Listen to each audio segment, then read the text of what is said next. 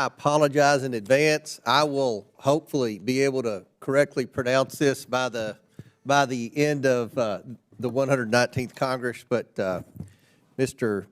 Subramanyam. Yeah, Subramanyam. you're recognized for 5 minutes. Thank you. Thank you. Hello. To reiterate what many of my colleagues have already said, as someone who represents 34,000 federal workers, many of whom are my friends and neighbors, I can promise you that these federal workers are smart and dedicated professionals who would probably get paid more working in the private sector, but choose to serve their country. And so I think if you want to attract and retain great people in our military, at our agencies, and get more for our tax dollars, I don't think vilifying them is going to help us attract and retain great talent in our federal workforce. And some of the rhetoric I'm hearing today, there's this assumption that teleworking federal employees are not working at all. That's simply not true. And I know many of them in my community who sometimes they work 3 days a week in person, but I make that commute myself actually every day. It's about 45 minutes. I paid $35 in tolls this morning, and many of them have to pay that same amount. So it's expensive to come in. It's actually very difficult. It's a lot of time on the road that they could be spending working instead. And so I would ask Governor O'Malley, when you've had telework policies in place, is there any evidence of a significant drop-off in employee performance based on the administration's adoption of it?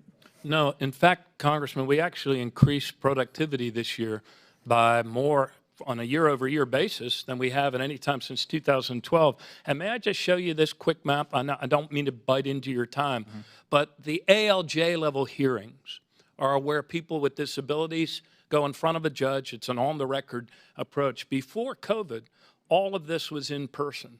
After COVID and the changes we had to make, we now have bandwidth and dockets all over the country.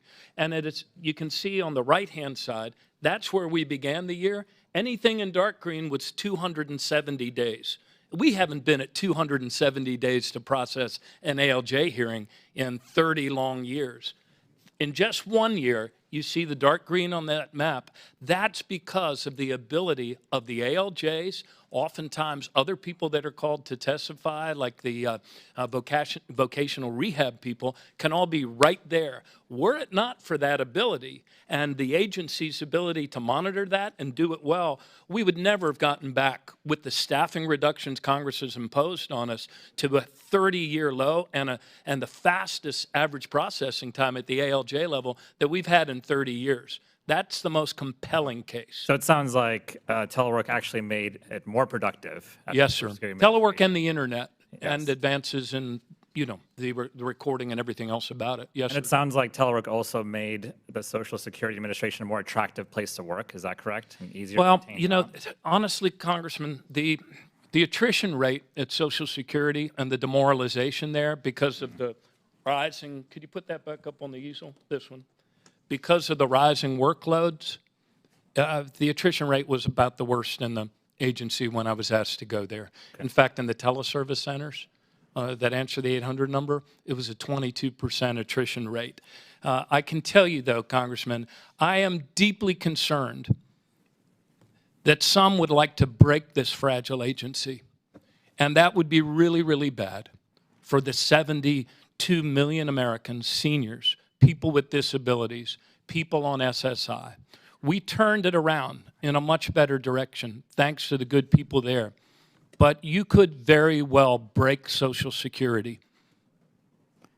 And I heard a lot about the D.C. and Northern Virginia economy. I'm so glad to hear that. I'm glad everyone on both sides of the aisle cares about it, so that when there's an effort to move agencies out later on, I'll hold you to it.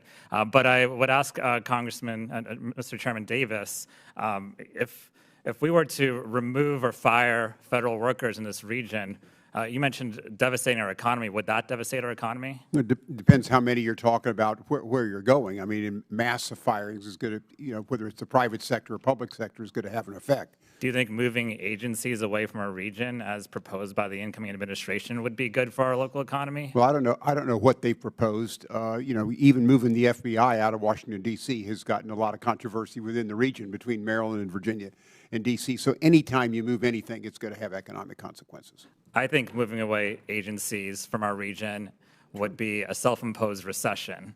And I think firing federal workers en masse would be a self-imposed recession for Northern Virginia. So I love the concern for Metro. I love the concern for businesses in our region. I'm looking forward to having that discussion and solving that. But the rhetoric coming from the administration is really bad for our local economy. I yield my time. Mr. Chairman, I just have a UC request. Sure. I would ask unanimous consent that article from Governor